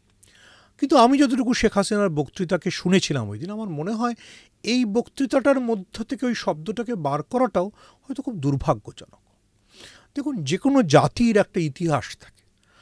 আমরা যখন ভারতবর্ষের কথা আলোচনা করি, ভারতবর্ষের স্বাধীনতা সংগ্রামী তো স্বাধীনতা সংগ্রামী, আপনাকে তাকে আলাদা সম্মান দিতেই হবে ৭৭ বছর বাদে হলেও। সেই ইতিহাসটাকে আপনাকে মনে রাখতে হবে। আপনি যদি বা ইভেন আমি সেদিনকে প্রধানমন্ত্রী নরেন্দ্র মোদীর বক্তৃতা শুনছিলাম পার্লামেন্টে, উনি যখন 1857-এর সিপাহী বিদ্রোহের কথা বলছেন, সেটা তো ধর্ম বর্ণ সব কিছুকে উপেক্ষা করে। আপনি তাতিয়া টুপির কথা ভুলে যাবেন না, ঝাঁসি রানীর কথা ভুলে যাবেন। এই যে কে আমার স্বাধীনতা আন্দোলনের সপক্ষে ছিল আর কে আমার স্বাধীনতা আন্দোলনের বিরুদ্ধে, এটা তো সবসময় ইতিহাস দেখে এবং ইতিহাস মূল্যায়নও করে। যারা সেই সময়, আমি যে মনির চৌধুরী কথাটা বললাম, মনির চৌধুরীর পরিবারের কাছে তো তার নিজের ভাইরাও রাজাকার, কারণ তারা তো পাকিস্তান আর্মিতে চাকরি করেছে। তো তাহলে কি এটা সত্যি নয়? আমার মনে হয় যে বাংলাদেশের যে তরুণ প্রজন্ম, তাদের আরেকটু বোধহয় শব্দ ব্যবহারের সময় সতর্ক হওয়া উচিত। এটা আমি বুঝি যে একটা যখন নতুন জেনারেশন তৈরি হয়, সেটা ইতিহাসের একটা পার্ট যে সে তার পুরনোর সব কিছুকে অস্বীকার করতে চায়, সে তার পুরনোর কিছুকে মানতে চায় না। সেটা যখন কবিরা তৈরি একটা কবিদের প্রজন্ম আসে, তখন যেমন তারা বলেন যে না, রবীন্দ্রনাথ কোনো কবি ছিলেন না, ঠিক আছে, আমরা একটা হাংরি জেনারেশন বলার চেষ্টা থাকে। কিন্তু সেই কবি যখন বয়স বাড়ে, সে রবীন্দ্রনাথের কাছে শ্রদ্ধায় নতজানু হয়, সে বুঝতে পারে রবীন্দ্রনাথ কতটা গুরুত্বপূর্ণ।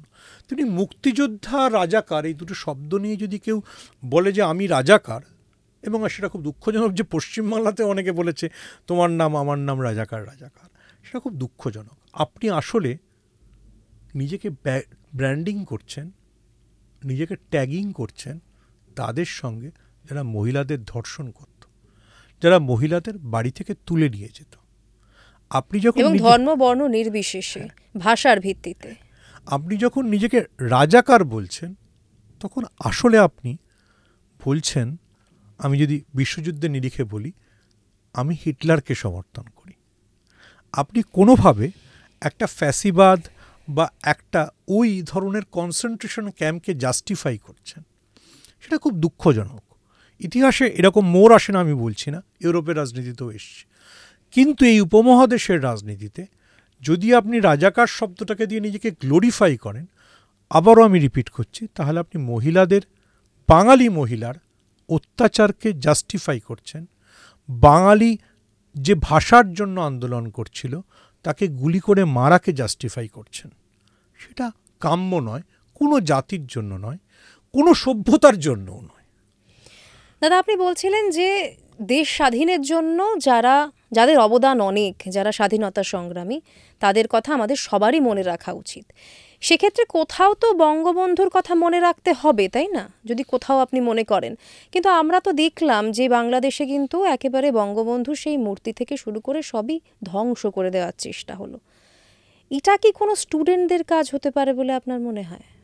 দেখুন, আমি আমার রাজনৈতিক বিশ্বাসের জায়গা থেকে বলবো বা আমার সামাজিক বিশ্বাসের জায়গা থেকে বলবো, এটা কখনো উচিত নয় এবং এটা কোনো স্টুডেন্টদের কাজও হতে পারে না। ঠিক যেমন ভারতবর্ষে আপনি বিভিন্ন ধরনের রাজনৈতিক স্পেকট্রাম থেকে আসতে পারেন, ডান বাম মধ্য। আপনি যদি গান্ধীজিকে আক্রমণ শুরু করে দেন, তাহলে আমার সন্দেহ হবে যে আপনি রাষ্ট্রের প্রতি কতটা দায়বদ্ধ। দেখুন, আপনি কোনো নির্দিষ্ট রাজনৈতিক দলের বিরোধী হতে পারেন, কিন্তু আপনি যখন রাষ্ট্রের বিরোধী, তখন চিন্তার বিষয়। এখানে আপনি যখন বঙ্গবন্ধুকে আক্রমণ করছেন, আপনি পুরো ওই যে 1971-এর পুরো সমস্ত ইতিহাসকে মুছে দিতে চাইছেন, হ্যাঁ, অস্বীকার করতে চাইছেন। আপনি বেসিক্যালি বাংলাদেশ রাষ্ট্রের অস্তিত্বটাকেই স্বীকার করছেন। যে লোকটা সেই অস্তিত্বটাকে তৈরি করলো, সেই অস্তিত্বটাকে যদি আপনি অস্বীকার করেন, তাহলে আপনার ভয় হবে, আপনার সন্দেহ হবে, মানে আমার অন্তত ভয় বা সন্দেহ হয়, তাহলে কি আপনি বাঙালি অস্তিত্ব ভুলে আবার পূর্ব পাকিস্তানি অস্তিত্বে বেশি বিশ্বাস করতে চাইছেন? এটা চিন্তার, এটা ভয়ের। ঠিক যেমন জার্মানিতে আজকে যখন আবার নাজিরা কোনো প্রদেশে নির্বাচনে যেতে আপনি চিন্তায় পড়ে যান, তাহলে কি আবার হিটলার ফিরে আসছে? আবার কি আপনি বর্ণের ভিত্তিতে, ধর্মের ভিত্তিতে কাউকে কনসেন্ট্রেশন ক্যাম্পে পাঠানো হবে?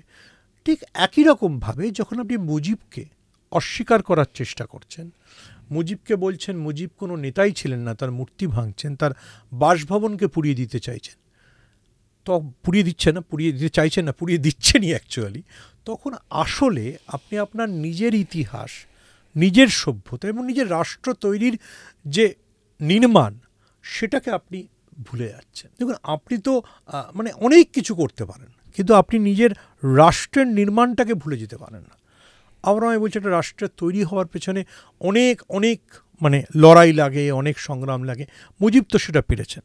আমি আবার বলছি যে আপনি যখন এ ধরনের করছেন, আপনার যে নিরপেক্ষতার যে জাজমেন্ট, সেটা থেকে আপনি কোথায় বোধহয় সরে আসছেন। আমি অনেক দিন আগে একটা কাগজে চাকরি করতাম, তা আমাদের কথা হয়েছিল যে রাজনীতিক হিসেবে প্রথম 5 জন কোন রাজনীতিককে আপনি রাখবেন, এবং আমার সৌভাগ্য, আমি বলবো, I want to repeat that, যে আমার সম্পাদক তার কাগজের পজিশনিং বা তার পলিটিক্যাল পজিশনিংয়ের বাইরে গিয়ে বলেছিলেন যে প্রথম 2 জন রাজনীতিকের নাম হিসেবে মুজিবুর রহমান এবং চারু মজুমদারের নাম রাখতে হবে। আমি চারু মজুমদারের রাজনীতিতে বিশ্বাস না করতে পারি, কিন্তু তিনি কত মানুষকে প্রভাবিত করতে পেরেছেন সেটা আমার মাথায় রাখতে হবে। যদি আমি আমি তার রাজনীতি বিশ্বাস না করতে পারি, কিন্তু তিনি যে ইম্প্যাক্ট ফেলেছেন সেটাকে তো মাথায় রাখতে হবে। আমি যদি সেই ইম্প্যাক্ট, সেই ঐতিহাসিক বাস্তবতা, এটাকে ভুলে যাই, তাহলে এই বঙ্গবন্ধু, যাকে আবার কিন্তু বিবিসিরই একটা বিচারে 1000 বছরের শ্রেষ্ঠ বাঙালি বলে, সত্যিই তো, আর কে মানে একটা পুরো রাষ্ট্রকে তৈরি করতে পেরেছে, তাহলে আমি তাকে ভুলে যাব? সেটা খুব যন্ত্রণা, সেটা খুব বেদনাদায়ক বলে আমার মনে হয়। আজকে ধরুন বাংলাদেশে যাওয়ার ইচ্ছে থাকলেও যেতে পারছি না আমরা। যারা ধরুন বাংলাদেশি মানুষ, তাদেরও অনেকেরই প্রয়োজনে তারা ভারতে আসতে পারছেন না। এই পরিস্থিতি আপনার কি মনে হয়, এর কোনো সলিউশন হবে? দেখুন, আমার মনে হয় যে বাংলাদেশে যখন একটা নির্বাচন হবে এবং এমন একটা সরকার আসবে যে সরকারটা নির্বাচনের মাধ্যমে আসে, যে সরকারই আসুক, সেই সরকারটা কিন্তু অনেক দায়িত্ববোধের সঙ্গে সম্পর্কটাকে নির্ধারণ করবে। যখন আপনি একটা কোনো স্ট্রিট ফাইটিংয়ের মধ্যে দিয়ে কোনো সরকার তৈরি হয়, সেই সরকারের অনেক ধরনের প্রেশার থাকে, কিন্তু যে নির্বাচিত হয়েছে সে তো সবার ভোট পেয়েছে, তাকে রাষ্ট্র চালানোর জন্য প্রতিবেশীর সাথে অনেক বেশি, আমি বলবো, উদার, অনেক বেশি ফ্লেক্সিবল হতে হয়। আমি এটা কখনো বলবো না যে দুপক্ষকেই কিছু না কিছু ছাড়তে হয়, কিন্তু বাংলাদেশের প্রশাসন, বাংলাদেশের সরকার তখন হয়তো অনেক দায়িত্বশীল হবে এবং এটা বোঝার চেষ্টা করবে যে কোনো দেশে, আমি বিশ্বাস করি, কোনো দেশে কখনো সংখ্যালঘু নির্যাতনের মাধ্যমে আপনি কিন্তু আসলে কোনো বেঞ্চমার্ক তৈরি করেন না, কোনো উদ্দেশ্য আপনার সাধিত হয় না।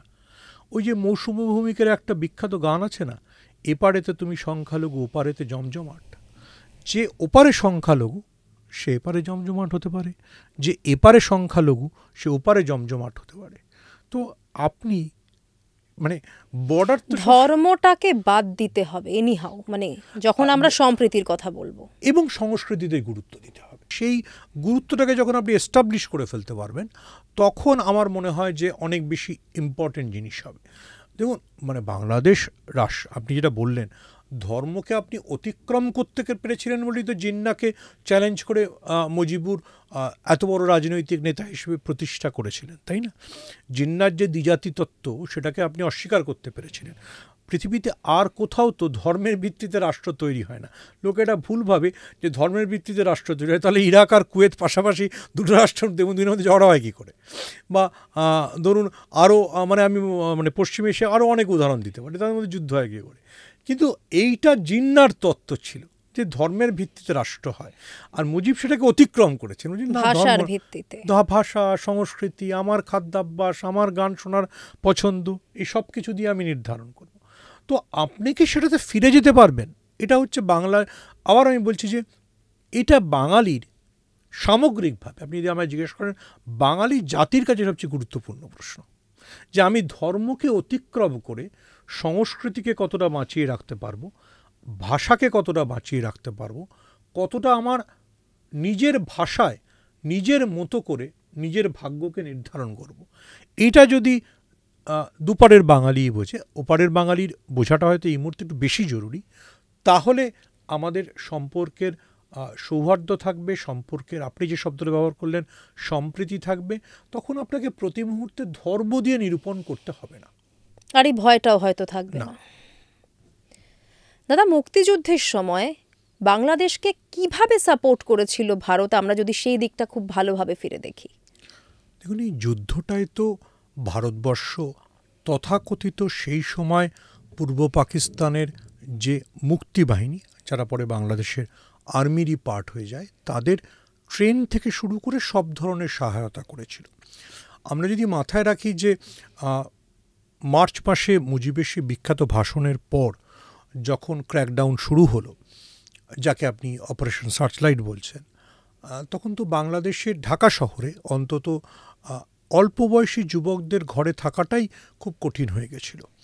আপনি যদি সুফিয়া কামালের লেখা পড়েন, আপনি যদি শাহরিয়ার কবিরের লেখা পড়েন, আপনি যদি আখতারুজ্জামান ইলিয়াসের লেখা পড়েন, সবার লেখায় আপনি এর বিভিন্ন ঘটনার সময় উল্লেখ পাবেন। নাসিরউদ্দিন ইউসুফ, যিনি বাচ্চুদা নামে বেশি পরিচিত, যিনিও একজন মুক্তিযোদ্ধা ছিলেন, তিনি একটা সিনেমা বানিয়েছিলেন গেরিলা বলে, যেটা জয়া হাসান অভিনয়ও করেছিলেন। তো এই যে যারা মুক্তিযোদ্ধা, তাদের তো সীমান্তের বিভিন্ন জায়গায় ভারতবর্ষ ট্রেন করেছে। যাদের আরও একটু যারা সিনিয়র কমান্ডার ছিলেন মুক্তিযোদ্ধা, তাদের অনেককে দেরাদুনে এনে ট্রেনিং দেওয়া হয়েছে। যেমন আমি যার গল্প বলছিলাম, হাসানুল হক ইনু, যিনি পরবর্তীকালে জাসদ বলে একটি রাজনৈতিক দল করেন আলাদা, তিনি তো দেরাদুনে এসে ট্রেন হয়েছেন। বা আওয়ামী লীগের অনেক সে সময়কার নেতারা, তারা তো দেরাদুনে আর্মি ট্রেনিং ক্যাম্পে, ভারতবর্ষের সেনাবাহিনী তাদের প্রশিক্ষণ দিয়েছে যুদ্ধের, যুদ্ধ কীভাবে লড়তে হবে। দেখুন, যুদ্ধের দুটো দিক ছিল। একটা হচ্ছে আমরা যেটা পশ্চিম প্রান্তে লড়ছিলাম, পশ্চিম প্রান্ত কিন্তু পাকিস্তান আমাদেরকে অ্যাটাক করেছিল, সেটা ডিসেম্বরের প্রথম সপ্তাহে। আর আরেকটা পূর্ব প্রান্তের লড়াই। পূর্ব প্রান্তের লড়াইটা প্রথমে মুক্তিযুদ্ধ লড়ছিল মুক্তিবাহিনী, তারপর তার সাথে 1 ডিসেম্বর থেকে ভারতীয় সেনাবাহিনীও যোগ দেয়। এবার আপনি একটা প্রশ্ন করতে পারেন, বা এটা সহজ প্রশ্ন, যদিও এখন সেটা নিয়ে অনেক আলোচনা হয়, যে ইন্দিরা গান্ধী প্রথমে চেয়েছিলেন যে ক্র্যাকডাউনের পরই আর্মি ইন্টারভেনশনে যেতে, কিন্তু জেনারেল মানেকশ রাজি ছিলেন না। কারণ হচ্ছে যে মার্চ বা এপ্রিলে আর পরেই আসে হচ্ছে বর্ষাকাল। উনি শিওর ছিলেন না যে বর্ষাকালে কতটা আমরা ভালো ওখানে পারফর্ম করতে পারবো। দেখুন, ভারতের কাছে সেই সময় যা ট্যাঙ্ক ছিল, সেই ট্যাঙ্কগুলোকে যদি আপনি দেখেন, ভারী ট্যাঙ্ক। বর্ষায় যদি বাংলাদেশের মাটি নরম থাকে, তার উপর দিয়ে ট্যাঙ্ক চালানো বা নদী পেরোনো কতটা সহজ কাজ হবে, সেটা নিয়ে মানেকশ সন্দেহ ছিল। মানেকশ সেই জন্য যুদ্ধটাকে একটু পিছিয়ে দিতে চান, যার জন্যেই মুক্তিবাহিনীর মাধ্যমে, যাকে আমরা বলি শ্যাডো ওয়ার চলছিল, কিন্তু ভারতবর্ষ নিজে যুদ্ধে পার্টিসিপেট করে ডিরেক্টলি। হ্যাঁ, এর মধ্যে ইন্দিরা গান্ধী আমেরিকায় যান, ইন্দিরা গান্ধী বোঝানোর চেষ্টা করেন নিক্সনকে, কিন্তু নিক্সন বা তার সেই সময় তার প্রধান উপদেষ্টা হেনরি কিসিঞ্জার চাইছিলেন যে ইন্দিরা গান্ধী জেনারেল ইয়াহিয়া খানের সাথে আলোচনায় বসুন। পূর্ব পাকিস্তানের সমস্যার দিকে ততটা তারা ভাবেননি। ফলে ইন্দিরা গান্ধী ততদিনে সিদ্ধান্ত নিয়ে ফেলেন যে তাকে যুদ্ধে যেতেই হবে। এবং আমরা অনেকেই পড়েছি, আমাদের অনেকেরই মনে থাকার কথা, যে যেদিনকে যুদ্ধ ঘোষণা হয়েছিল তার আগের দিন ইন্দিরা গান্ধী কলকাতার মুড বুঝতে কলকাতায় এসেছিলেন। কলকাতায় মুড বোঝার সময় তিনি রাজভবনে একটি বুদ্ধিজীবীদের সঙ্গে বৈঠক করছিলেন। সেখান থেকে হঠাৎ করে সিদ্ধার্থ শঙ্কর রায়কে নিয়ে বেরিয়ে দিল্লিতে চলে যান। দিল্লিতে নামার ঠিক আগে তিনি সিদ্ধার্থ শঙ্কর রায়কে বলেন যে পাকিস্তান আমাদের আক্রমণ করেছে, আমরা যুদ্ধ ঘোষণা করতে চলেছি। এর আগে কিন্তু ইন্দিরা গান্ধী বলেননি।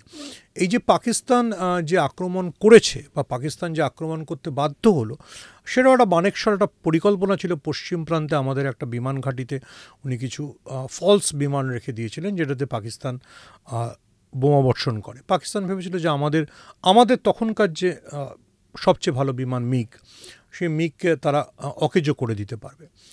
আমি আবার বলছি, যুদ্ধটা দুটো ফ্রন্টে চলছিল। পাকিস্তান কিন্তু একটা নেভির একটা সাবমেরিনকেও পাঠিয়ে দিয়েছে, যেটা নিয়েও পরবর্তীকালে এখন অনেক সিনেমা টিনেমা হয়েছে। তো মানেকশর একটা মানে ওভারঅল প্ল্যানিং ছিল যে কিভাবে তিনি যুদ্ধটাকে মানে পশ্চিম প্রান্তে কীভাবে পাকিস্তানকে নির্বিষ করে দেবেন এবং পূর্ব প্রান্তে কীভাবে ভারতীয় সৈন্য ঢুকবে। এবং কার্যত দেখা যায় যে 16 দিনের মধ্যেই ঢাকায় জেনারেল নিয়াজি, যার কথা আমি আগে বলেছিলাম, তার ফল হয়। কিন্তু আপনি যদি ওভারঅল ওই মাঝের সময়টা মার্চ থেকে ডিসেম্বর দেখেন, সেটা কিন্তু আমি বাংলাদেশি বলছি, যদি তখনও সেটা পূর্ব পাকিস্তান, বাংলাদেশের ইতিহাসের অন্যতম দুঃখজনক অধ্যায়। মানে এত কবিতা, এত গান লেখা হয়েছে, মানে সেটা আপনি যার কথা বলবেন তারা সবাই লিখেছেন। জাফর ইকবাল লিখেছেন, সবাই লিখেছেন। তো এই যে সময় মানে কতজনকে নিয়ে আমি বলবো মানে ব্যালাড রচিত হয়েছে। মানে আমাদের দেশে যেমন ভগৎ সিং, তেমনি ওখানে রুমিকে নিয়ে কত কথা হয়েছে, কিভাবে একটা 18 বছরের ছেলে চলে গেল, কত বাড়ি থেকে টেনে টেনে লোকদেরকে, যেটা বাংলাদেশি ভাষায় বলে খান সেনারা, অর্থাৎ পাকিস্তানি সেনা অত্যাচার করেছে। এবং আবারও আমি বলছি, অত্যাচারটা হচ্ছিল কিন্তু শুধুমাত্র ভাষার পরিচয়ের ভিত্তিতে। তা না হলে যে অত্যাচারিত এবং যে অত্যাচার করছে, দুজনের কিন্তু ধর্ম এক ছিল। এটা আমাদের ভুলে গেলে চলবে না। ধর্মটা ফ্যাক্টর ছিল না তখন একেবারে, শুধুমাত্র বাংলা ভাষার জন্য হয়েছিল। আপনি যদি ঢাকা শহরে রাজারবাগ যান, যেখানে পুলিশ মিউজিয়াম তৈরি হয়েছে, সেই রাজারবাগে তখন যে ক্যাম্প ছিল, সেখানে কত মহিলাকে তুলে এনে অত্যাচার করা হয়েছে। আমি এপার বাংলাতে অনেক গবেষণা হয়েছে যে মহিলাদের উপর যে অত্যাচার হয়েছে, কেন তাদের বীরাঙ্গনা আখ্যা দেওয়া হলো। তো এই যে এত অত্যাচার, এই 6 মাসের এত নির্যাতন, এই সব কিছুকে অতিক্রম করে কিন্তু বাংলাদেশ রাষ্ট্র হিসেবে তৈরি হয়েছিল। এবং সেখানে আবারও আমি বলছি যে ভারতবর্ষের 71 ওয়াজ এ ভেরি মানে কী বলবো, একটা খুব নির্ণায়ক সময়, যেটা ভারতবর্ষকে দক্ষিণ এশিয়ায় একটা বড় শক্তি হিসেবে আত্মপ্রকাশ করছে। এবং তথাকথিত সেকেন্ড ওয়ার্ল্ড ওয়ারে যারা জিতেছিল, তারা তো ততদিনে দুটো শিবিরে ভাগ হয়ে গেছে। আমেরিকা একদিকে, রাশিয়া একদিকে, কোল্ড ওয়ার চলছে। সেই কোল্ড ওয়ারের পরিস্থিতি তো আমেরিকার জন্য ইট ওয়াজ এ সেটব্যাক, কারণ আমেরিকা পাকিস্তানকে সাহায্য করছিল। আর অন্যদিকে ভারতের জন্য ছিল এটা একটা বিরাট ঘটনা, যে ঘটনাটা আমি আবার বলেছি যে ভারতের পাকিস্তানকে হারিয়ে দেওয়া কিন্তু ভিয়েতনামের থেকে আমেরিকার সরে আসার ট্রিগারিং পয়েন্ট ছিল। এটা হেনরি কিসিঞ্জারও লিখেছেন, আমার বলার কোনো কিছু নেই। এই যে পুরো ঘটনাগুলো ঘটছিল, সেটা দুটো জিনিস ঘটছিল। একটা জিনিস প্রথমে আমি আপনাকে মনে করিয়ে দেব যে 1971 বিফোর কার্গিল, 1971 ভারত পাকিস্তানের মধ্যে তৃতীয় যুদ্ধ। 65-তে তার আগে যুদ্ধ হয়েছে, 47-এ যুদ্ধ হয়েছে, 71-এর যুদ্ধ। তৃতীয় যুদ্ধটা কিন্তু ডিফাইনিং যুদ্ধ ছিল। ডিফাইনিং যুদ্ধ কেন? পাকিস্তান ভাগই হয়ে গেল। পাকিস্তানের যেটা শস্য ভাণ্ডার, পাকিস্তানের সেটা আলাদা হয়ে গেল। এই অপমানটা কিন্তু বহুদিন পাকিস্তান ভুলতে পারেনি, যে কারণে পরবর্তীকালে পাকিস্তান ভারতের কাশ্মীরকে উত্তপ্ত করবার চেষ্টা করেছে। তোমরা আমাদের একটা পোর্শনকে আলাদা করে দিয়েছো, আমরাও তোমাদের একটা পোর্শনকে আলাদা করে শিক্ষা। কিন্তু সে সময় তো ভারতের তরফে এই যে বাংলাদেশ আলাদা হয়ে গেল, পাকিস্তানকেও তো অনেক কিছু দেওয়া হয়েছিল ভারতের তরফে সে সময়। দেখুন, যদি আপনি সেই অর্থে দেখেন, পাকিস্তানের জন্য এটা একটা খুব লজ্জাজনক পরাজয় ছিল, কিন্তু সেটাকে কিন্তু ইন্দিরা গান্ধী ওইভাবে মানে এক্সপ্লিসিটলি দেখাননি। যত সৈন্য আটকে ছিল জেনারেল নিয়াজির সঙ্গে, প্রায় 79,000 সৈন্য আটকে ছিল, তাদের তো আমরা ছেড়ে দিয়েছিলাম। একটা বড় কারণ ছিল আমাদের তরফে ছিল সেই সময় বেনজির ভুট্টোর বাবা জুলফিকার আলী ভুট্টোর সঙ্গে একটা আমরা আন্ডারস্ট্যান্ডিংয়ে পৌঁছলাম, যেটাও অনেক কূটনীতিক লিখেছেন যে তোমরা মুজিবকে ছেড়ে দেবে, আমরা তোমাদের সেনাদেরকে কোনো কিছু করব না। তো এই যে 80,000 সেনা আমাদের কাছে বন্দী ছিল, আমরা সেটা ছেড়ে দিয়েছি। ফলে পাকিস্তানের জন্য এটা অবশ্যই খুবই হিউমিলিটি ঘেরা ডিফিট ছিল। কিন্তু আবার এটাও মাথায় রাখতে হবে যে ভারত কিন্তু কোনোদিন সেই ডিফিটটাকে ইনফ্লিক্ট, যেটা আমরা বলি না যে মানে পরাজিতকে অতটা অসম্মান করা, সেটা কিন্তু করেনি। কিন্তু এটা হয়তো আমি বলবো যে অবশ্যই মানে এটা গত শতকের ইতিহাস, গত শতকের সবচেয়ে উল্লেখযোগ্য ঘটনাগুলোর মধ্যে একটা। এবং ভারতীয় মিলিটারির যে সত্যি সত্যি ইটস এ সুপার পাওয়ার, 62 যুদ্ধে হেরে যাওয়ার পরে, মানে চীনের কাছে অতটা ধাক্কা খাওয়ার পরে 65-তে লাল বাহাদুর শাস্ত্রী জেতালেন। কিন্তু 71 ওয়াজ এ মানে কী বলবো, একটা নির্ণায়ক সময় যে ইন্দিরা গান্ধী এবং শ্যাম মানেকশরা প্রমাণ করে দিলেন যে ভারতবর্ষের মিলিটারি কতটা পাওয়ার রাখতে পারে। আর্মিরও মনের জোর অনেক বেড়ে গেল। এবং সেটা কিন্তু আমাদের জন্য আমাদের পরবর্তীকালে বিদেশ নীতি, রাষ্ট্রনীতিকে অনেকটা প্রভাবিত করেছে। ভারতবর্ষ যে মানে আজকে আমরা যে শব্দগুলোকে বলি, ভারতীয় সুপার পাওয়ার হয়ে ওঠা, ভারতের দক্ষিণ এশিয়ায় বড় শক্তি হয়ে ওঠা, তার জন্য 1971-এর যুদ্ধ এবং আমি এখন বলবো 16ই ডিসেম্বর ওয়াজ এ ডিফাইনিং মোমেন্ট। ওই জেনারেল নিয়াজির অতজন, মানে যে জেনারেল নিয়াজি তো কম বড় যোদ্ধা ছিলেন না, তার ওরকম অসহায় আত্মসমর্পণ অবশ্যই ইতিহাসের একটা অবিস্মরণীয় মুহূর্ত। দাদা, আমরা ভারত বাংলাদেশের এই যে সম্পর্কটা আস্তে আস্তে খারাপ হয়ে যাচ্ছে চোখের সামনে দেখতে পাচ্ছি, সেখান থেকে আমরা বাংলাদেশের তরফে কি কি ভুল ত্রুটি রয়েছে সেটা নিয়ে আলোচনা করছি। ভারতীয় হিসেবে আমাদের হয়তো এটাও কর্তব্য আমাদের তরফে কোনো ভুল ত্রুটি হচ্ছে কিনা সেটা একটু বিচার করে দেখা। এই বিষয়ে আপনার কাছ থেকে জানতে চাইব। দেখুন, আমি সবসময় বলবো, মানে আমি আমার জায়গা থেকে যেটা বিশ্বাস করি যে ভারতবর্ষের কূটনীতির ক্ষেত্রেও এতটা ম্যাসকুলিন বা এতটা কি বলবো আধিপত্যবাদী হওয়া উচিত না, একটু নরম। আমি তো জানি আমি বড় হওয়ার অনেক মানে কি বলবো অনেক বিপদও আছে, বড় হওয়ার অনেক চ্যালেঞ্জও আছে, অনেক দায়িত্ব হয়তো। আপনি রাস্তা দিয়ে যখন একটা বড় গাড়ি চালান তখন আপনার পাশের ছোট গাড়িটাকে আপনাকে সাইড দেওয়াটা নিয়ম। একটা স্টিভেন স্পিলবার্গের বিখ্যাত সিনেমা আছে। তো আপনি যখন বড় রাষ্ট্র তখন আপনার অনেক দায়িত্ব আছে। আমরা ছোট ঘটনার উল্লেখ করতে পারি, যেহেতু ঘটনাটা আমি লিখেও ছিলাম এবং সেটাকে নিয়ে প্রচুর বাংলাদেশের একসময় বাংলাদেশের তথাকথিত অনেক বিতর্কিতরা অনেক প্রচুর ইউটিউব ভিডিও করেছিল। আমার চেনা একজন বাংলাদেশের বুদ্ধিজীবী যিনি মুক্তিযোদ্ধা, এবং আমি আজকে উল্লেখ করতে হচ্ছে কারণ এভাবেই আজকের যুগে বলা হয়, তিনি হিন্দু বুদ্ধিজীবী। তিনি বিজয়ার পরে একবার মানে ঢাকাস্থিত ভারতীয় হাই কমিশনে মিষ্টি পাঠিয়েছিলেন। তো যার ঘরে মিষ্টি পাঠিয়েছিলেন তিনি মিষ্টিটা রিফিউজ করেন। এই ভদ্রলোক, বাংলাদেশি ভদ্রলোক মানে হতবাক হয়ে গেছিলেন। এবার পরবর্তীকালে আমি কূটনীতিককে চিনতাম, তাকে জিজ্ঞেস করেছিলাম যে তুমি কেন মিষ্টিটা রিফিউজ করলে? বলেছিলাম আমার ঘরে জায়গা ছিল না। আমি বললাম তুমি এটা বোঝো যে বাঙালির কাছে দুর্গাপুজো, বাঙালির কাছে বিজয়া, ইমোশনে ধাক্কা দেওয়া। তুমি কতটা ধাক্কা দিলে? তুমি যে লোকটা তোমার বন্ধু হয়ে সারা জীবন থাকতে চায়, যে লোকটা সবসময় তোমার সংস্কৃতির কথা বলতে চায়, সেই লোকটাকে তুমি কতটা ধসিয়ে দিলে। দেখুন, এই যে মানে আমি বললাম যে মানে স্টিভেন স্পিলবার্গের বিখ্যাত সিনেমা, আপনি রাস্তা দিয়ে যখন একটা বড় গাড়ি নিয়ে যাচ্ছেন, ছোটো গাড়িটাকে আপনি কতটা চেপে দেবেন, কতটা স্পেস রাখবেন, ছোটো গাড়িটার দিকে কীভাবে তাকাবেন, সেই সব কিছুর উপর ডিপেন্ড করছে।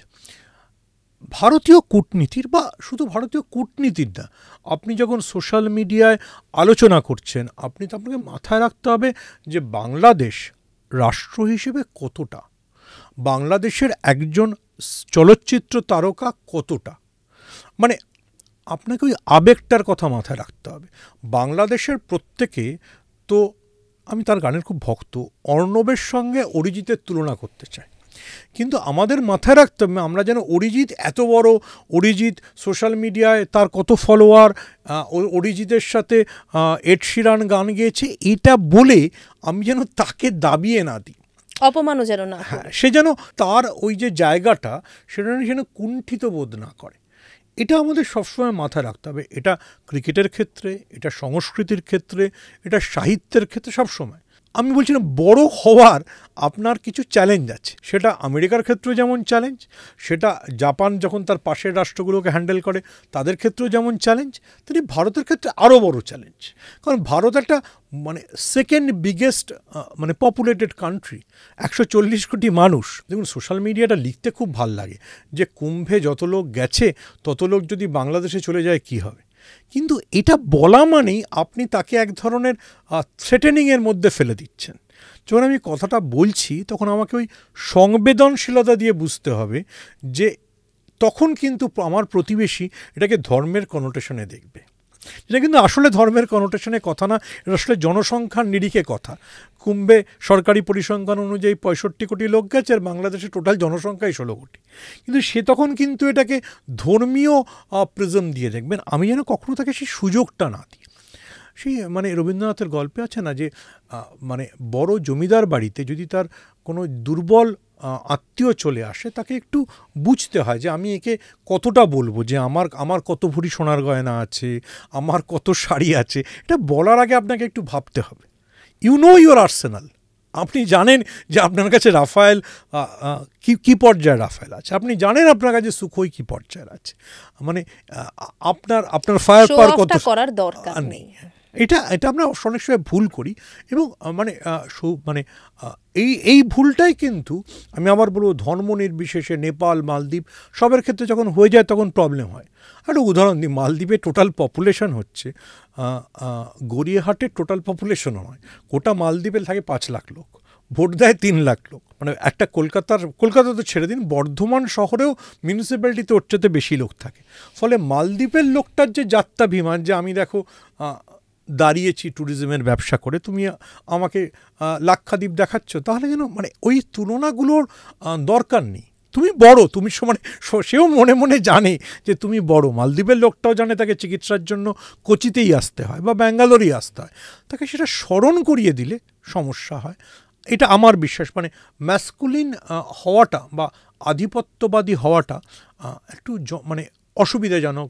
এই বিশেষ করে ভারতবর্ষ দক্ষিণ এশিয়ায় এখন যতটা গুরুত্বপূর্ণ রাষ্ট্র, সত্যিই তো আমরা অনেকদেরকে সামরিক অস্ত্র বেচি, আমাদের সাপোর্টে কত জিনিস টিকে থাকে, সেটা সবাই সেই দেশগুলো জানে।